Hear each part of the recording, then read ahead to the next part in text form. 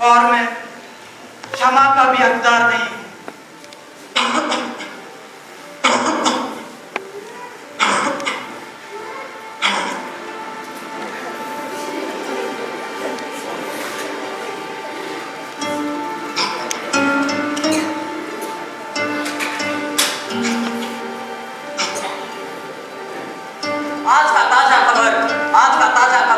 आइए लीजिए आज का ताजा खबर। आज शाम 6 बजे फादर दोस्तों को फांसी दी जाएगी। क्या फादर दोस्तों गुनहगार है? क्या धर्म और अपराध का मिलन हुआ है? आइए लीजिए आज का ताजा खबर। लीजिए सर।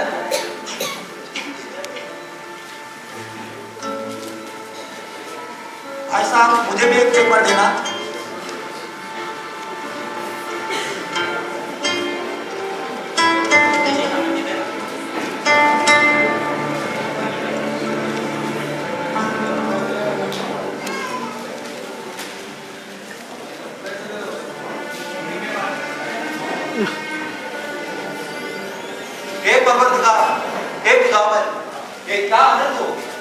ये धर्मात्मा को फांसी की सजा क्यों नहीं? जिसने दूसरों के जीवन को जीने का हक छीन लिया है उसे जीने का कोई अधिकार नहीं। साधु संत फादर सब इंसान होते हैं, अपराध करते हैं, सजा तो होगी। क्यों मियां, आप तो सुनवाई के समय कचहरी में थे, आप क्या करते हैं? ये चाहते हैं धर्मात्मा को फांसी की सजा दे दे। देखो मियां, कानून तो अंधा होता है और प्रमाण मांगता है। लिखा है ना, प्रत्यक्षम प्रमाणम दृश्यम सत्यम, अर्थात जो दिखाई देता है वही सत्य है। और प्रमाण फादर बोस्तो के खिलाफ थे। और तो उन्होंने वकील रखना भी मुनासिब नहीं समझा। कचहरी में कह रहे थे प्रभु यीशु ही मेरा साक्षी देंगे। क्या प्रभु यीशु प्रत्यक्ष रूप से उनके प्रति प्रमाण देंगे? सब ढोंगी है, धर्म का व्यापार चलता है। नहीं नहीं, फादर बॉस्को बेगुनाह है।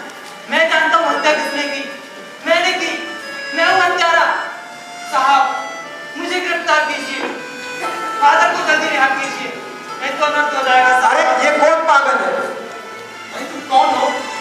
मैं डैनी हूँ, मैं सब कुछ बताऊंगा, मैं बताऊंगा। साहब फादर को बचा लीजिए साहब, फादर को बचा लीजिए साहब। चलो पुलिस स्टेशन आओ। यही है। सब कुछ विस्तार से बताओ, तुम्हारा स्टेटमेंट भी लेना होगा। जल्दी चलो। फादर बॉस्को एक धर्मात्मा थे। सभी को सही रास्ते पर लाने की उन्होंने ठान ली थी।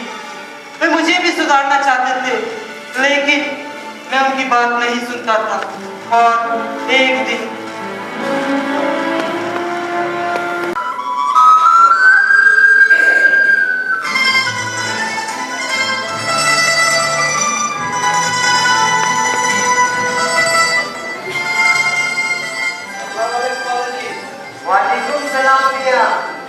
कैसे हैं मियां? मियां आपने अपने लिए पवित्र बाइबिल लाने के लिए कहा, मैं साथ लेकर आया।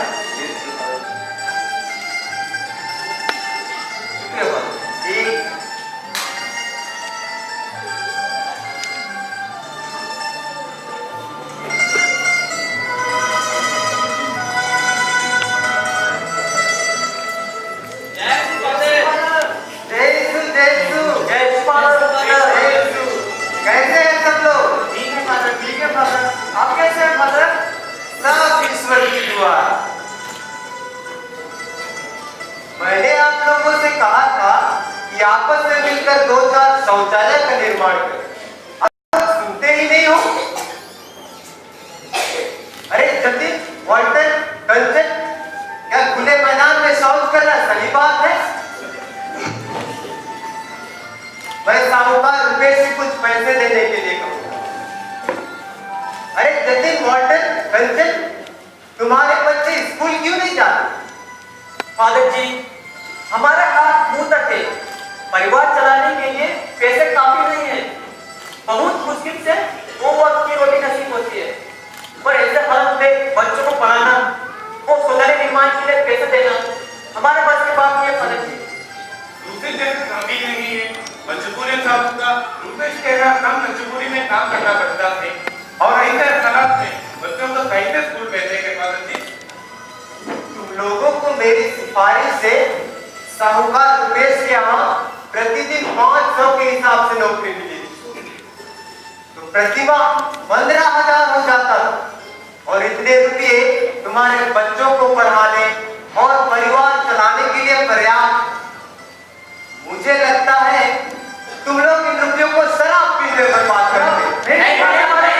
फादर, काहे का 500 रुपया? आपको मालूम नहीं क्या हो रहा है? साहूकार ने कुछ पैसे से जज की सहायता कर आपकी आंखों पर पट्टी बांधी है। हमारे साथ अन्याय हो रहा है फादर, हमारे साथ अन्याय हो रहा है। 500 रुपए के बच्चे पर अंगूठा लगवा के हमें देता है 200 रुपए। 200 रुपये देता है? जी हाँ। तुम लोगों को 500 के हिसाब से नौकरी मिली। यह तो सरासर अन्याय, शोषण। तुम लोग जाओ काम पर, मैं साहूकार रुपेश से बात करूंगा। ठीक है अरे कंचन, फादर को बता दो साहूकार से बात ना करे, वरना वे हमारी खटिया खड़ी कर देंगे। ठीक है फादर जी, आप साहूकार से बात मत कीजिएगा, वो हमें काम से निकाल देगा। वैसे भी कारण है फालतू ने हमें काम पर रखा है। तुम लोग जाओ काम पर, मैं सब संभाल लूंगा। तुम लोग चिंता मत करो, तुम्हें काम से कोई नहीं निकालेगा। ठीक है फादर, ठीक है।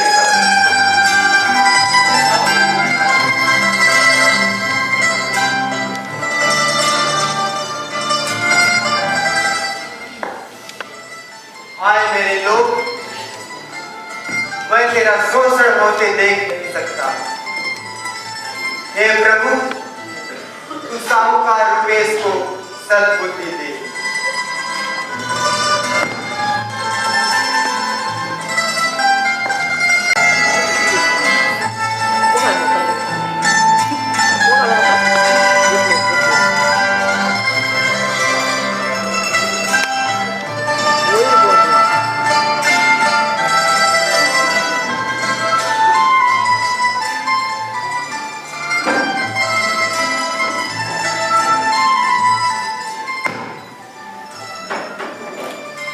फादर जी हैं, उन्होंने मुझे बुलाया है। बैठ जाइए साहब, फादर जी को बुलाओ। ठीक है।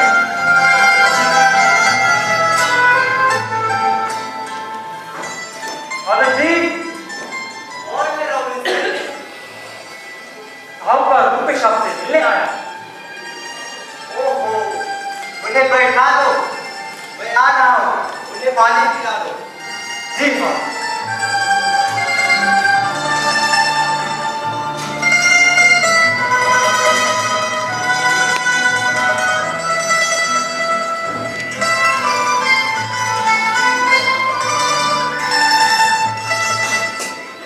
लीजिए साहब, फादर जा रहे हैं। धन्यवाद।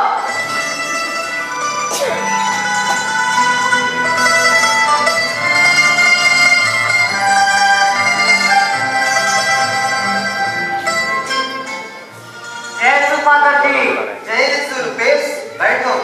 आपने मुझे बुलाया, क्या बात है? हाँ रुपेश, कैसे हो रुपेश? तुम्हारे बच्चे कैसे? मछली का व्यवसाय कैसे चल रहा है?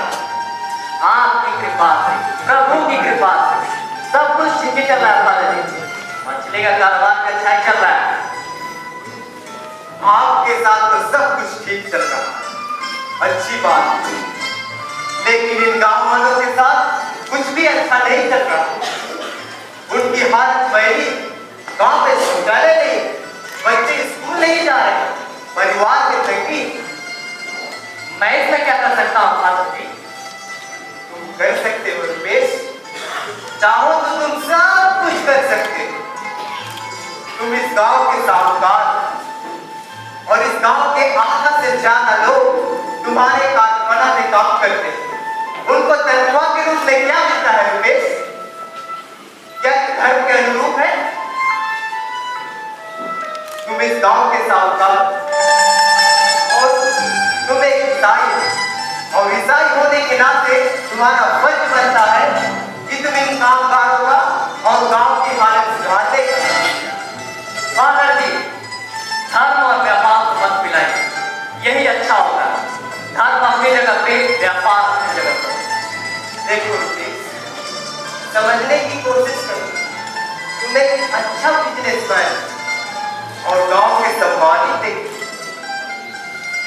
देखो रुपेश, मैं जानता हूँ तुम्हारा दिल अच्छा है। समझने की कोशिश करो रुपेश। अगर यह बात मिल गई कि तुम इन कामगारों का शोषण करते हो तो क्या होगा रुपेश? सोचो रुपेश, सोचो। मैं शोषण करता हूं? आपके कम कहने पर मैंने 5 लोग नौकरी कैसे ही रख दिया। वैसे मुझे जरूरत नहीं, फिर भी मैंने रख दिया। और आप कहते मैं शोषण करता हूं? रुपेश, क्या पर्ची पर 500 लिखवाकर उनसे अंगूठा लगवा 200 रुपये देना अन्याय नहीं है? ये कितने सालों से चलता है? क्या ये नैतिकता है? क्या ये धार्मिकता है? आप चाहते क्या है? देखो रुपेश, मैं यही चाहता हूँ कि सभी कामगारों को सही तनख्वाह मिले और गांव के साहूकार होने के नाते गांव में शौचालय का निर्माण हो। लोग तुम्हारा आदर करेंगे और तो और तुम्हारी गलतियों को दुरुस्त करना ही है ना। ठीक है फादर जी, मैं आपका आदर करता हूँ और आपके कहने पर मैं शौचालय का निर्माण भी करूंगा, तनख्वाह भी सही दूंगा। देख लीजिए, जो गलती मैंने की थी वो बात कहीं मैं न जाए। कौन सी गलती? ओहो, 500 रुपये वाली पर 500 रुपये वाली पर्ची पर अंगूठा। तुम चिंता मत करो रुपेश, मैं गांव वालों से बात कर लूं। ठीक है फादर जी, मैं चलता हूँ। धन्यवाद। ठीक है, ठीक। फादर जी, ये कुछ मैं पैसे ले आए थे चर्च के लिए, इसे रख लीजिए। ठीक है।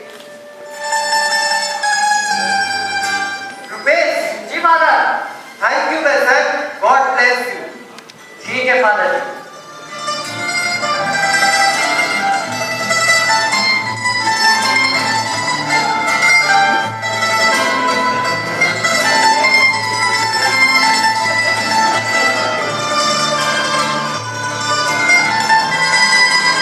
अरे भाई रमेश सर, जरा एक गिलास पानी पिला दो। अच्छा साहब, आ रहा हूं। 1 मिनट।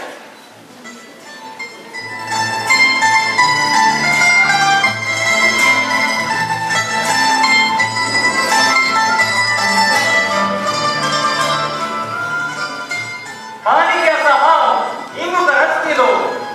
धन्यवाद।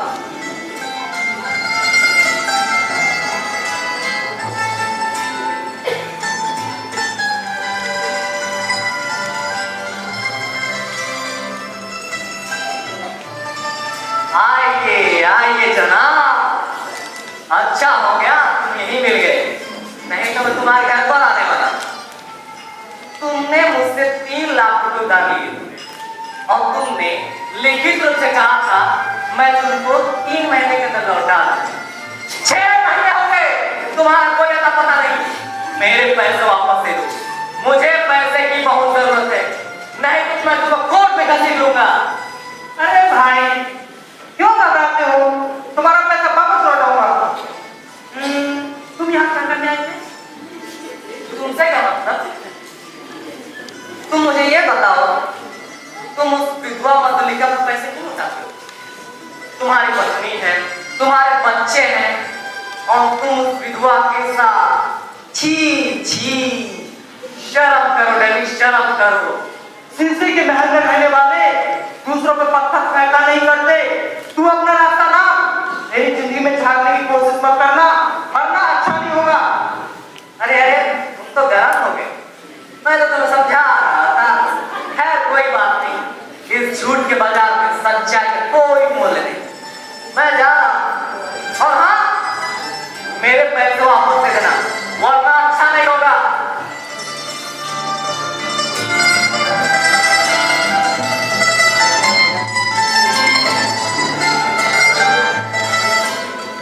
इस पादरी ने मुझे बुलाया और यहाँ पर कोई नहीं है। अरे कोई है? अरे साहब, इतने गर्म क्यों हो? क्या हुआ? क्या हुआ?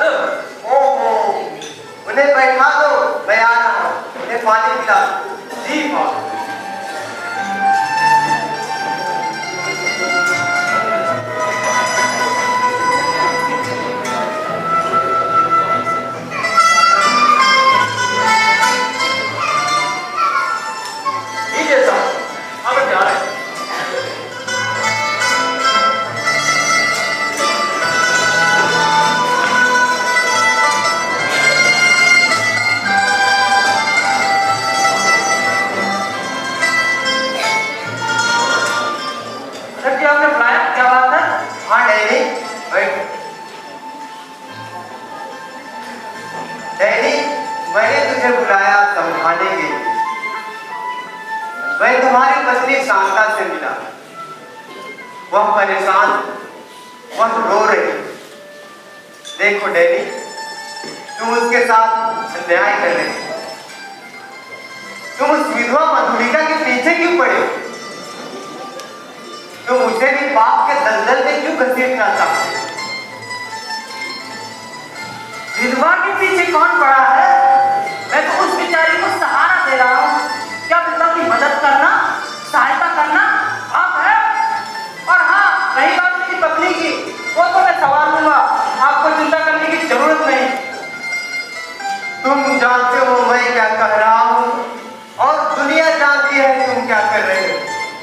सहारा के बहाने उस विधवा के मजबूरी का लाभ उठाना नैतिक।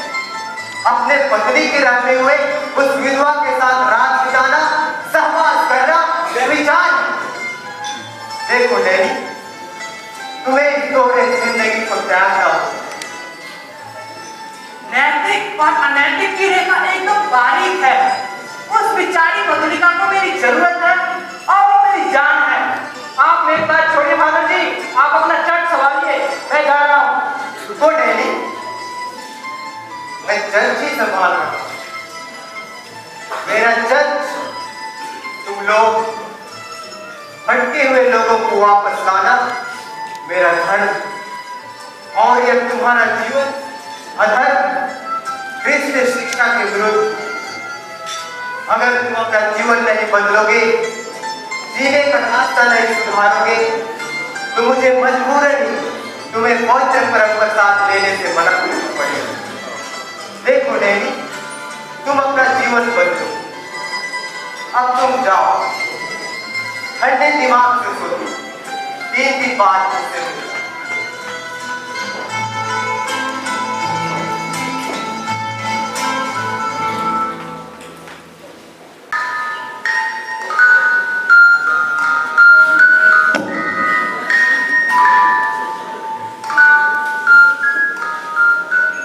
सभी जन मेरे पीछे पड़े हैं। उस साहूकार के बच्चे को, काले कुत्ते को पैसा चाहिए। और माँ कहती है शराब छोड़ दे। पत्नी और फादर कहते हैं मधुलिका को छोड़ दे। क्या मैं जीना छोड़ दूं?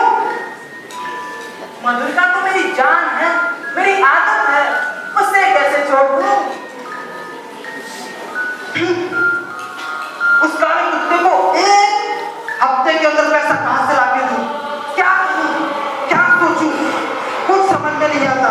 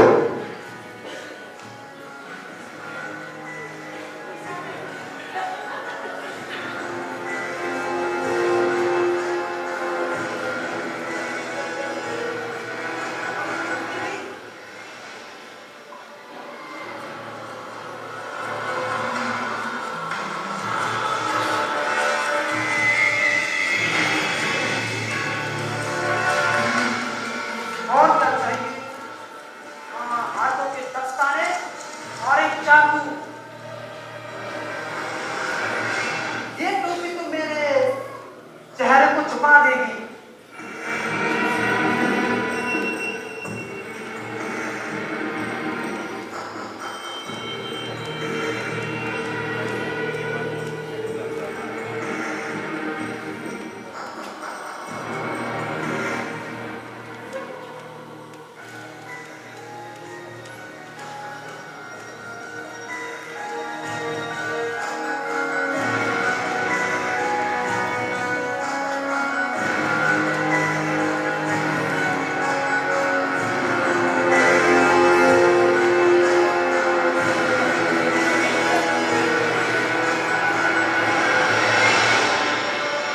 यह एक अच्छा चक्रव्यूह है।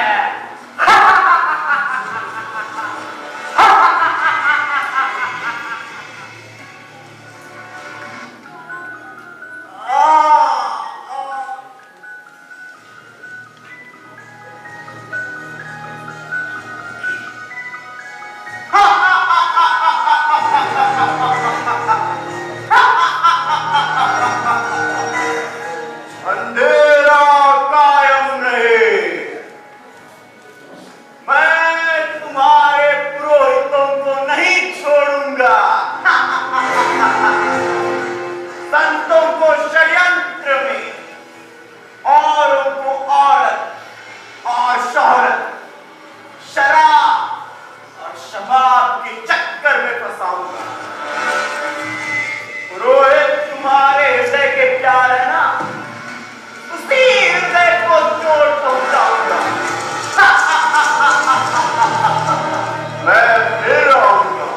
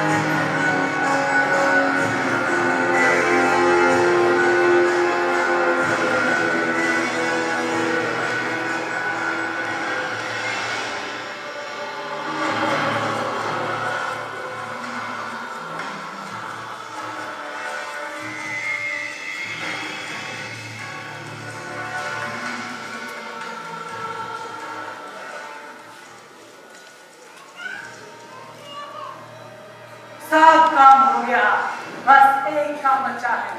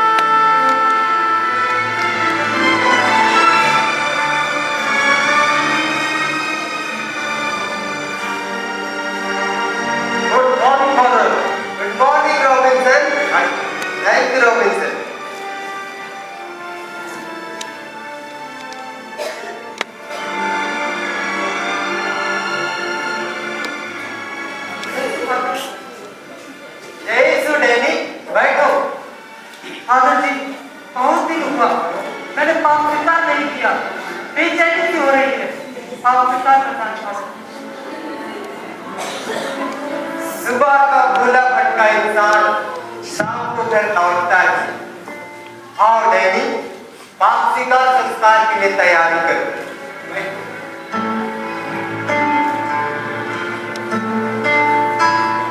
रॉबिन्सन, कुर्सी लगाना।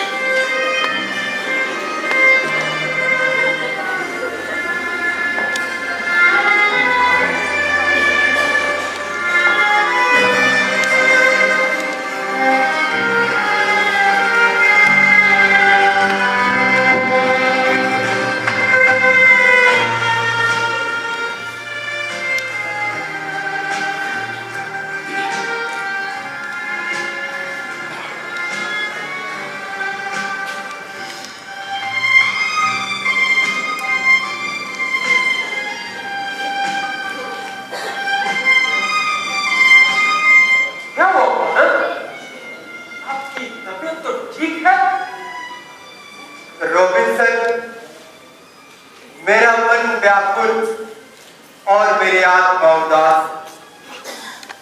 रॉबिन्सन, मैं प्रार्थना करने के लिए चर्च जा रहा हूँ। मैं थोड़ी देर बाद वापस आऊंगा। जी हाँ।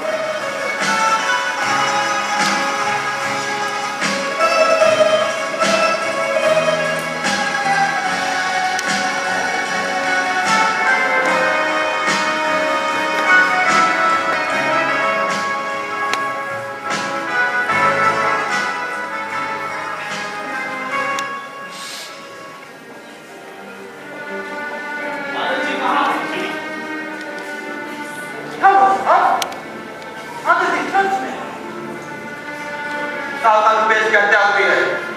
फादर की पत्या है। ऐसा नहीं हो सकता, ऐसा नहीं हो सकता। ऐसा क्यों है? घर की तलाश ले लो अच्छे से।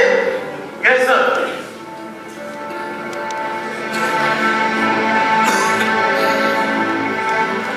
अपराध में कितना भी शातिर क्यों ना हो, पुलिस से बच नहीं सकता।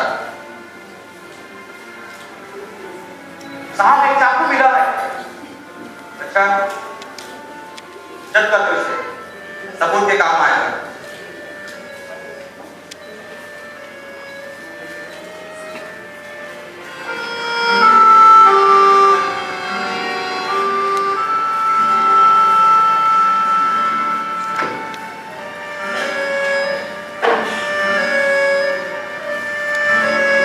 और कुछ मिला क्या? सर, एक टोपी है। अच्छा, साहब, यार दस्ताने भी पड़े हुए। दोनों को जब्त कर दो, प्रमाण के काम आएगा। और हाँ, अंदर कमरे की तलाश ले लो अच्छे से, ठीक है? Yes sir.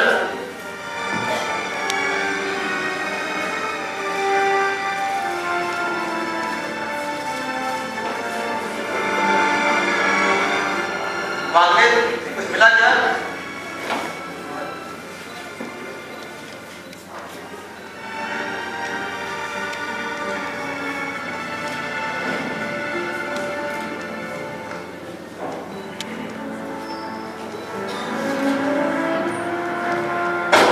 सर, जूता भी मिला है।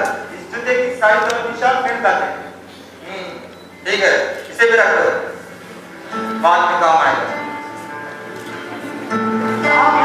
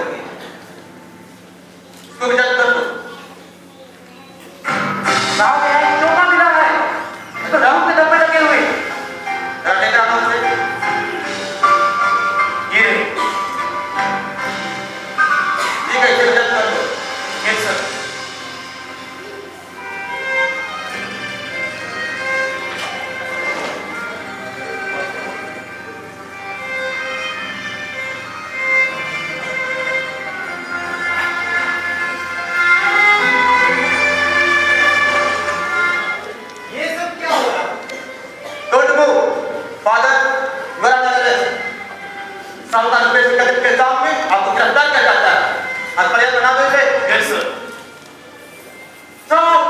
फादर निर्दोष है, साहब। भैया जो कुछ भी कहना है कोर्ट से आकर कहो। चलो साहब ने छोड़े, साहब ने छोड़िए।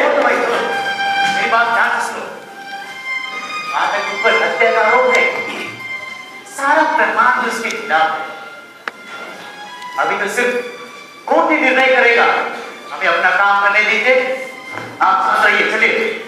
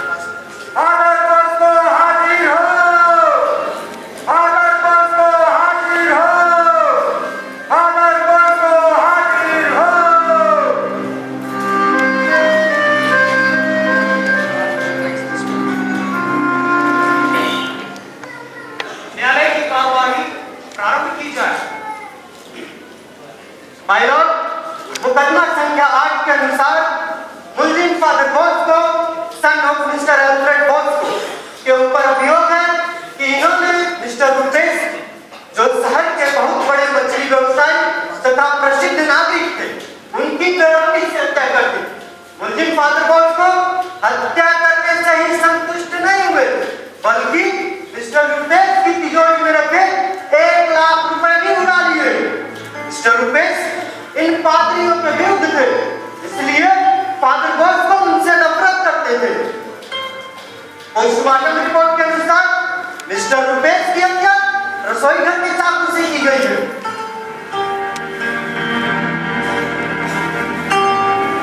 माय लॉर्ड, ये राज सबूत। हत्यारे ने गत 1 और 2 दिसंबर की रात को मिस्टर रुपेश के घर में खिड़की के रास्ते चोरी के इरादे से घुसकर सोते समय चाकू से गोल करने तरीके से हत्या कर दी और उनकी तिजोरी से 1 लाख रुपए भी निकाल लिए। अभियोजन, पुलिस और फिंगरप्रिंट एक्सपर्ट के अनुसार फादर बॉस्को के दस्ताने, मोजे और चोंगे पर जो खून के धब्बे पाए गए वे मिस्टर रुपेश के ब्लड ग्रुप से पूरी तरह मेल खाते हैं।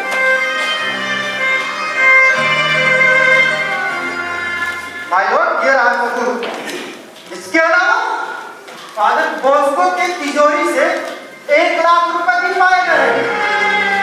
माय लॉर्ड, इससे यह पूरी तरह साबित होता है कि फादर बॉस्को ने रुपयों के लालच में और अपनी पुरानी रंजिश से चलते मिस्टर रुपेश की बेरहमी से हत्या कर दी और ऐसे हत्या तो सिर्फ एक ही सजा, ताकि फिर कोई समाज में ऐसा करने की हिम्मत नहीं कर सकते।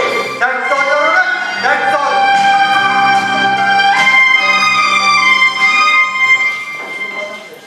मुल्जिम father Bosco son of mister Alfred James, आपके ऊपर हत्या का आरोप लगाया गया है। क्या आप समझ गए कि आपके विरुद्ध धारा 302 के तहत हत्या का आरोप है? क्या आप अपना अपराध स्वीकार करते या पीछा चाहते हैं? आरोप अस्वीकार है। आपने अपना कोई वकील नियुक्त किया है? जी नहीं। क्या आपको सहायता के तहत वकील उपलब्ध करवाया जाए? जी नहीं। सृष्टि करता ईश्वर ही मेरा वकील। अरे ईश्वर इसका वकील कैसे हो सकता है? Order, order, order. कृपया शांति बना रखिए, अन्यथा आप कोर्ट से निष्कासित किए जा सकते हैं। हाँ, फादर बॉस्को, क्या आप मानते हैं जो आरोप अभियोजन पक्ष ने आप पर लगाए हैं वे ठीक है? हत्या तो हुई है, लेकिन वह हत्यारा नहीं।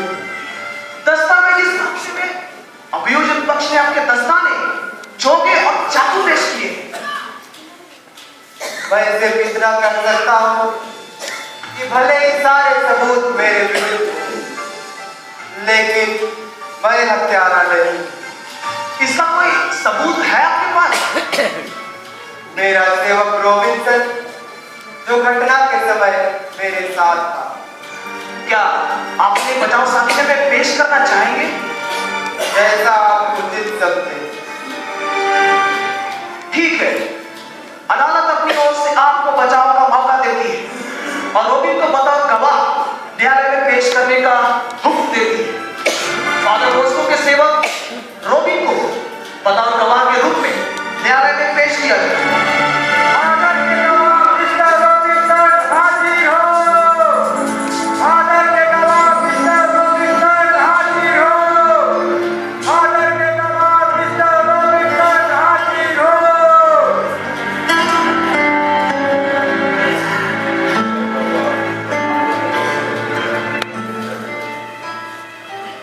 आप इस बाइबल के ऊपर हाथ रखकर कसम खाइए और कहिए कि मैं जो भी कहूंगा सच कहूंगा, सच के सिवा कुछ भी नहीं कहूंगा। मैं शपथ खाता हूँ, जो भी कहूँगा सच कहूँगा, सच के सिवा कुछ भी नहीं कहूँगा। माय लॉर्ड, मुझे पूरा विश्वास है कि फादर बॉस्को उस रात अपने कमरे से बाहर नहीं गए। उस रात जैसे ही फादर जी सोने के लिए गए, मैंने उन्हें दवाई देकर रोज की तरह फादर के कमरे के लाइट बंद कर मैं भी सोने के लिए गया। और लगभग सुबह 9 बजे पुलिस ने आकर फादर जी को गिरफ्तार कर लिया। मैं लॉर्ड, यह भी कहना चाहता हूँ कि हमारे फादर एक धार्मिक इंसान है, बहुत ही सीधे साधे इंसान है। उन्होंने हम गरीबों की हमेशा ख्याल किए साहब। लोग इन्हें देवता समझते हैं साहब, लेकिन मैंने कभी सपने में भी नहीं सोच सकता कि हमारे फादर ऐसा करेंगे। कभी नहीं, कभी नहीं। पर खुरदर, सपने और हकीकत में अंतर है। वैसे जो तुम सो गए थे रात को, हकीकत में हत्या हुई है और प्रमाणित भी है। माय लॉर्ड, अब मैं बतौर गवाह के रूप में जो घटनाक्रम के समय उपस्थित थे मिस्टर शंकर को पेश करना चाहता हूँ। इजाजत है। आप जा सकते हो। बतौर गवाह मिस्टर शंकर हाजिर हो। बतौर गवाह मिस्टर शंकर हाजिर हो। बतौर गवाह मिस्टर शंकर हाजिर हो।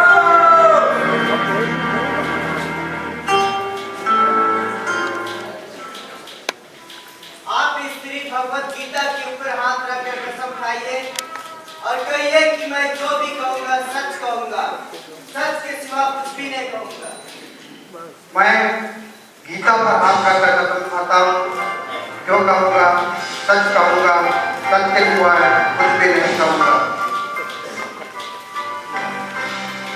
साहब, मैं अपने मालिक रुपेश जी को पिछले 18 वर्षों से जानता हूँ। वे बासित नागरिक और व्यापारी थे। घटना वाली रात को मैं पानी पीने के लिए उठा था।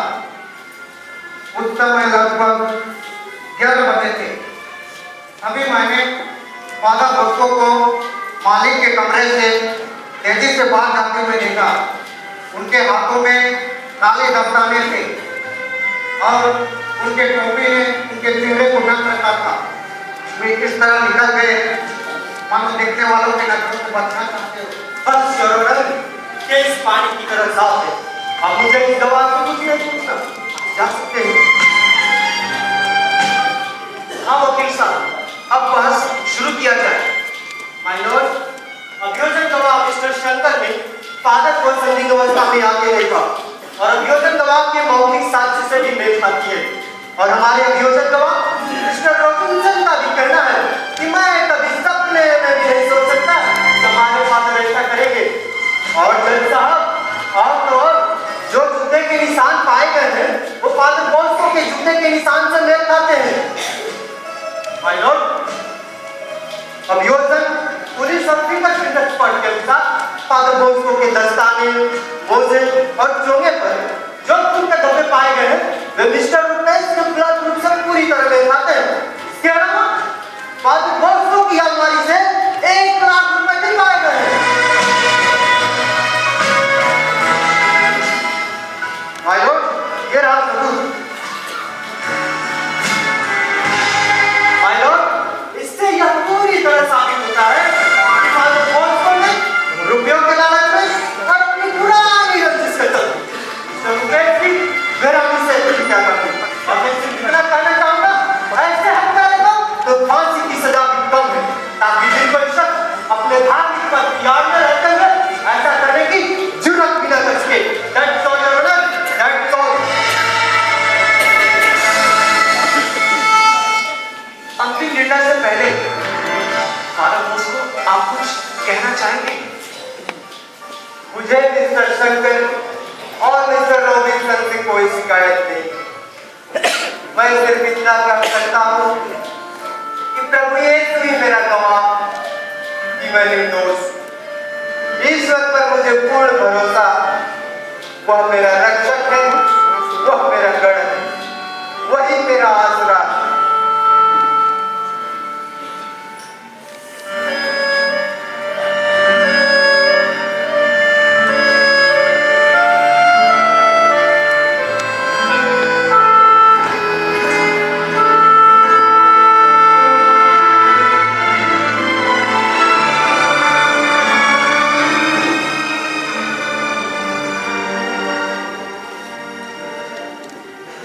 गवाह और बचाव साक्ष्य का अवलोकन करने एवं विद्वान अधिवक्ता की बहस सुनने के पश्चात प्रकरण के तथ्यों और परिस्थितियों को मद्देनजर रखते हुए फादर बोस्को को अपराध के तहत धारा 302 आईपीसी का दोषी पाती है और अभियुक्त को मृत्यु की सजा सुनाती है। क्योंकि जिस व्यक्ति को दूसरों के जीवन को संवारना चाहिए, नैतिक मूल्यों को बचाए रखना चाहिए, उसी ने ही किसी के जीवन को नष्ट किया है। अतः उस व्यक्ति को जीने का कोई हक नहीं।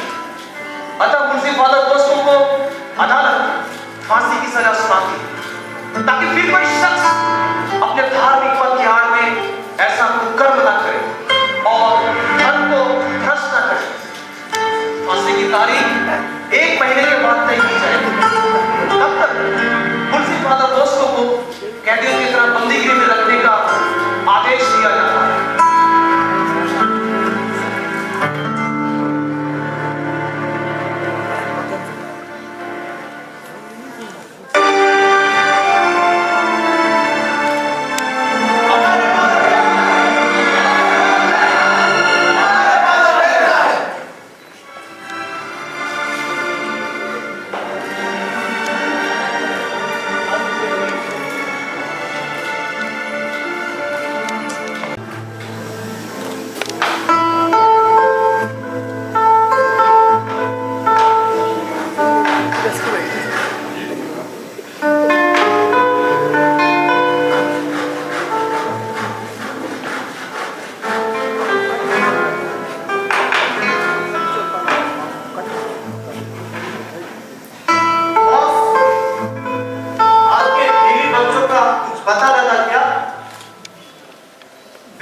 बच्चे का क्या हाल बताओ यार।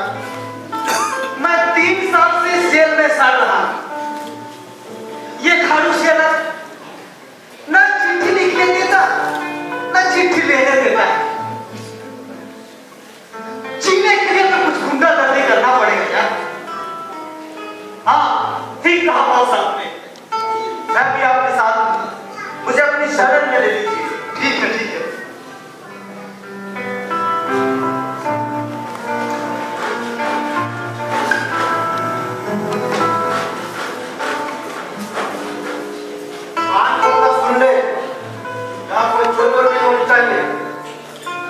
वरना तेरा खाक कर गुस्सा कर दूंगा, समझा? नहीं समझा? दादा घर पे काम कर।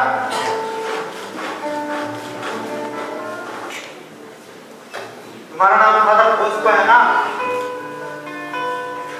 आज से तुम्हारा नंबर 786 है। किसी की हत्या की है?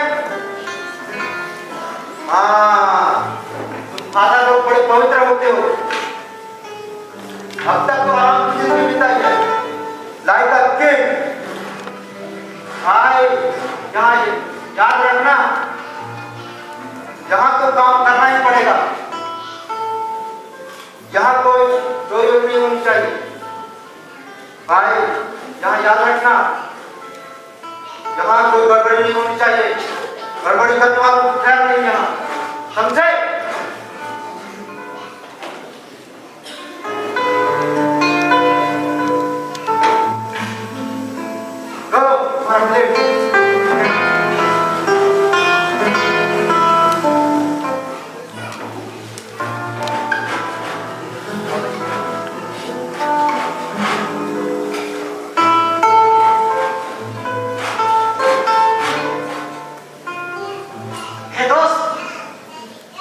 जानते हो वो आदमी कौन है?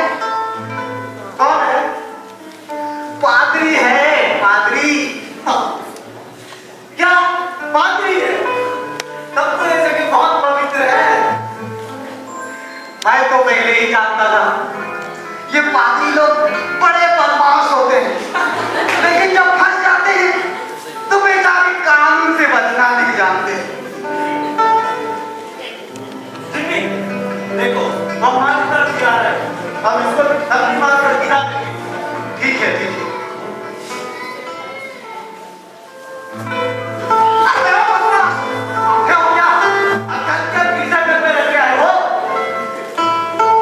माफ करना भैया, क्या माफ करना भैया? अगर मेरा पैर टूट जाता तो मेरा हाथ छोड़ता। क्या कर रहे हैं?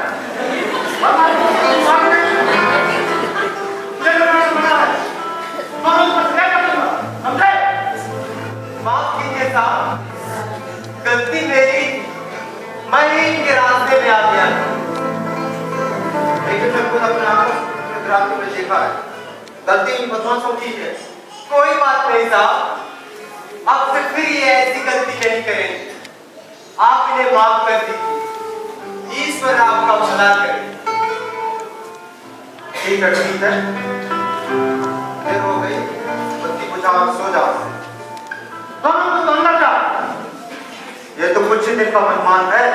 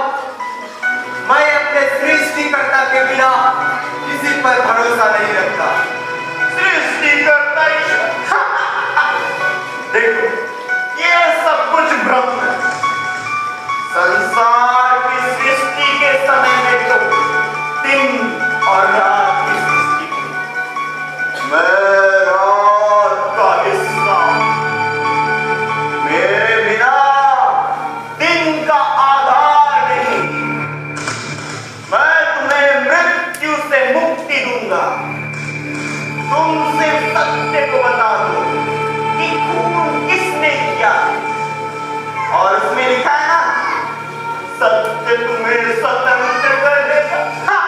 हटाओ शैतान मेरे रास्ते से, मुझे स्वतंत्र करे। उसमें लिखा, किसने लिखा? बाइबल मेरा डर लगता है नाम से। सत्य को बताओ, सत्य मुझे स्वतंत्र करेगा। धिक्कार है मुझे यदि मैं क्षण भर जीवन के लिए पुरुषाय जीवन से भी वफा करूं।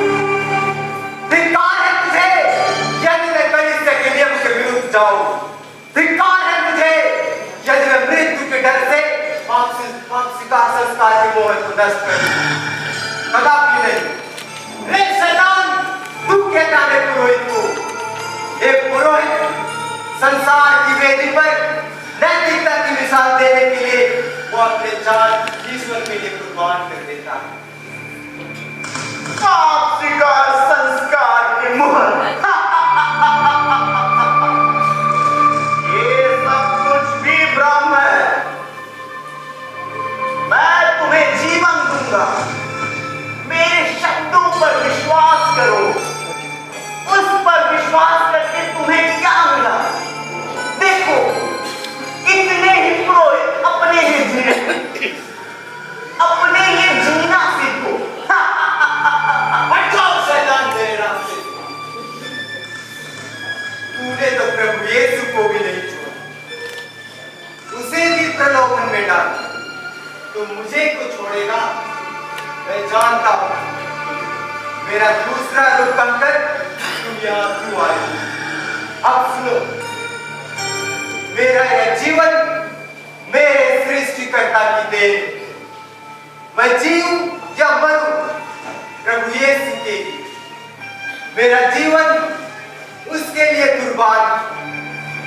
मेरे लिए जीवित रहना प्रभु यीशु ख्रीस्त है और मरना मेरे लिए लाभ।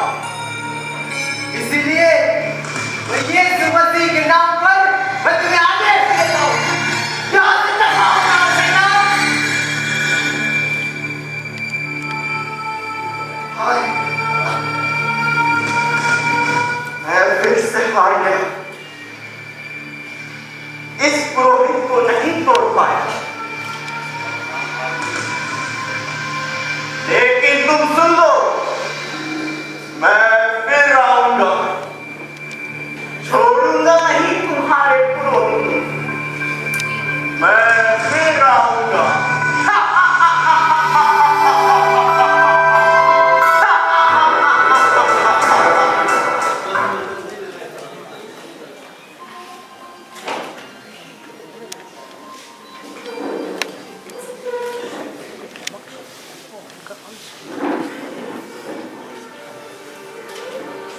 हे पिता परमेश्वर, हे मेरे प्रभु, हे मेरे ईश्वर, मुझे इस प्याला को पीने के लिए शक्ति दे। लेकिन मेरी इच्छा नहीं, तेरी इच्छा पूरी हो। मेरे इस जीवन से तेरे नाम की महिमा हो।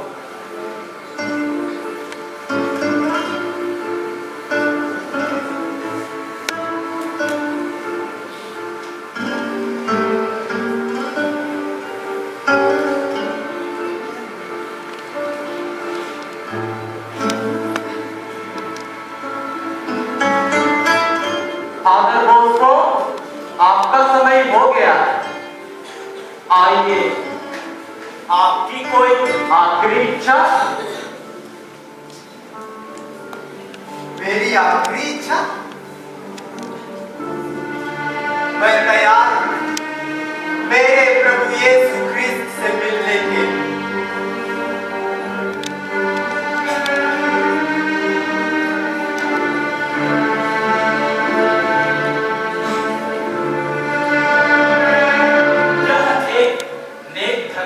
जाना पड़ता है। मृत्यु की घड़ी में भी इनके चेहरे पर रौनक है। साहब, हमसे अलग हो गया था। हमने धर्मात्मा से बदतमीजी की। वकील साहब, रुकिए, ये वकील साहब कारण तो ये है, इन्होंने अपने गुनाहों को कबूल किया।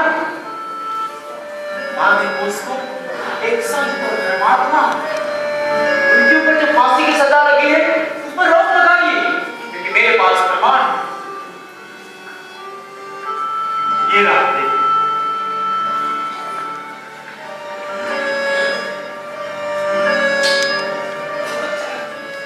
देर हो गई दरोगा साहब, देर हो गई।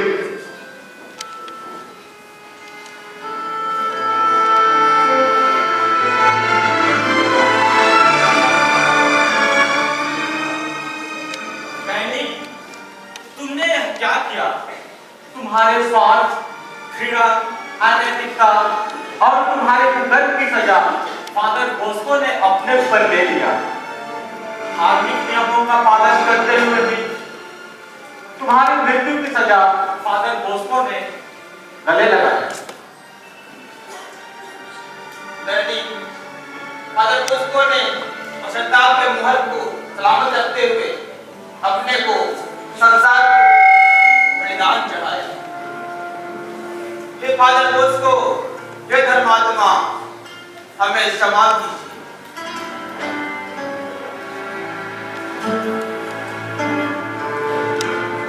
प्रभु, मैंने यह क्या कर दिया? मुझे क्षमा कर दे प्रभु, मुझे क्षमा कर दे। एक पुरोहित समाज से चुना हुआ एक साधारण इंसान होता है, जो ईश्वर और मनुष्य के बीच मध्यस्थ होता है। पुरोहित के दो पवित्र हाथ इंसान के जन्म से लेकर मृत्यु तक सहायता के लिए तत्पर रहते हैं। पुरोहित अपने लोगों की भलाई के लिए अपने प्राण अर्पित कर देता है।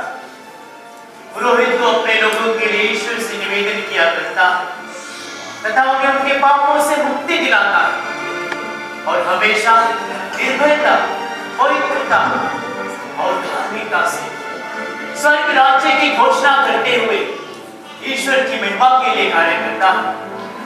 ऐसे पुरोहित को हम अपने स्वार्थ के लिए फंसाकर उसे सूली पर चढ़ा देते हैं। क्या ये जायज है?